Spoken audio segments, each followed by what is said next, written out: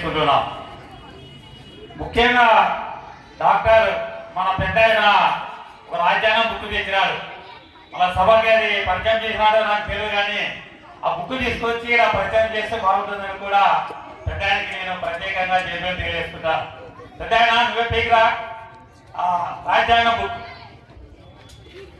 చాలా దూరం నుంచి పెద్దగా తెచ్చినాడు. ఒకసారి మేము దాన్ని గమనించినాం. ముఖ్యంగా పెద్దానికి ప్రతి ఒక్కరికి పెద్దానికి ఖచ్చితంగా హృదయపూర్వక వందనాలు తెలియజేసుకుంటున్నాం.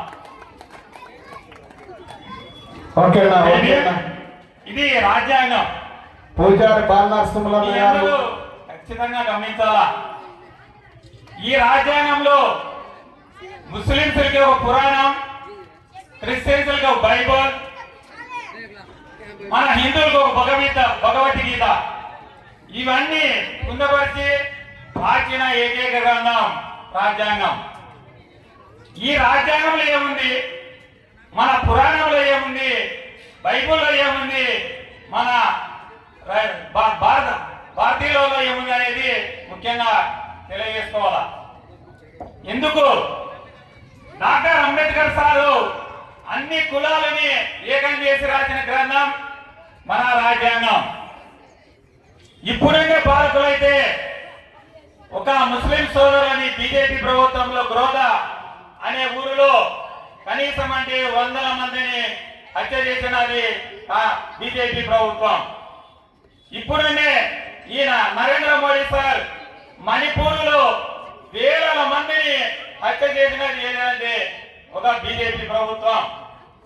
ఒక మహానుభావుడు మిలిటరీలో రిటైర్ అయి మణిపూర్లో ఆయనకి న్యాయం చేయమంటే మహిళలు మీరు బాధపడకూడదు నగ్నంగా ఊరేగింపు చేసినది ఒక నరేంద్ర మోడీ ప్రభుత్వం.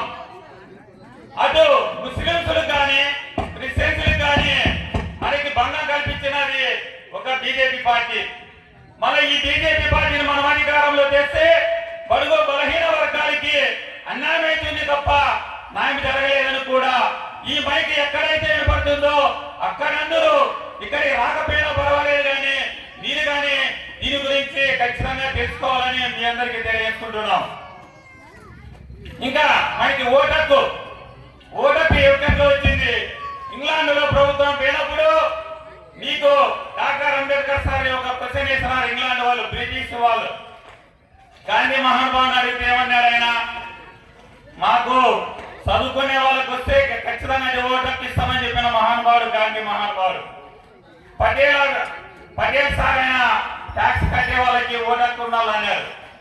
ఇంకొక నెహ్రూ సార్ 100 ఎకరాల భూమి ఎవరికైతే ఉందో వాళ్ళకి ఓటక్కు కలిగించాలని కోరిన మహానుభావుడు. కానీ డాక్టర్ అంబేద్కర్ సారు 21 సంవత్సరం ఎవరికైతే ఉందో వాళ్ళకి బడుగు బలహీన వర్గాలకి ప్రతి ఒక్కరికి ఓటక్కు కావాలని కోరిన వ్యక్తి డాక్టర్ అంబేద్కర్ సార్. మళ్ళీ డాక్టర్ అంబేద్కర్ సార్ కోసం మనం పాటుపడుతున్నామా, లేకపోతే వేరే వాళ్ళ కోసం మనం పాటుపడుతున్నామని కూడా ఈ గుండెగల్ప ప్రజలందరూ ఆలోచించుకోవాలా. ఎందుకోసం ఆలోచించుకోవాలా, మనకి నిన్న ఒక అమ్మఒడి పడింది. ఎంత పడిన అమ్మఒడి మన సొత్తు. ఒక కరెంటు బిల్లుకి 80 పైసలు పెంచిన మాత్రాన పోయిన సంవత్సరంలో 150,000 కోట్ల లాభం వస్తే దాంట్లో 70,000 కోట్లు అమ్మఒడి వేశారు. ఈ సంవత్సరం కరెంటు బిల్లు కింద 2,000 కోట్లు వస్తే 100 కోట్లు పంచి మళ్ళా 100 కోట్లు వాళ్ళు సహాయం చేసినది ఈ కూటు ప్రభుత్వానికి.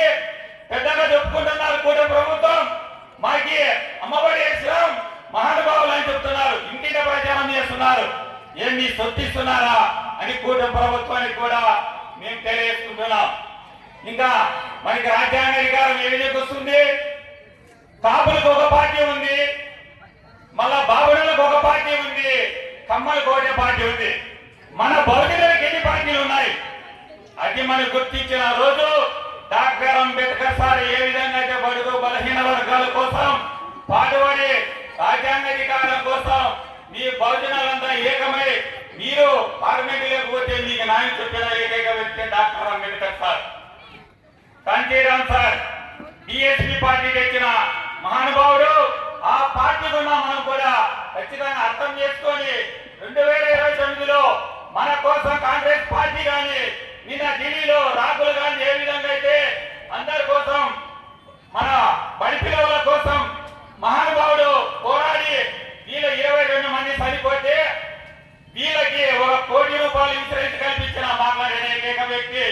రాకులు గాంధీ అటు కానీ బీజేపీ ప్రభుత్వం ఒకే వర్గని ₹1 ప్రకటించమని బలహారగా సభలో చెప్పిన వ్యక్తి ఆయన.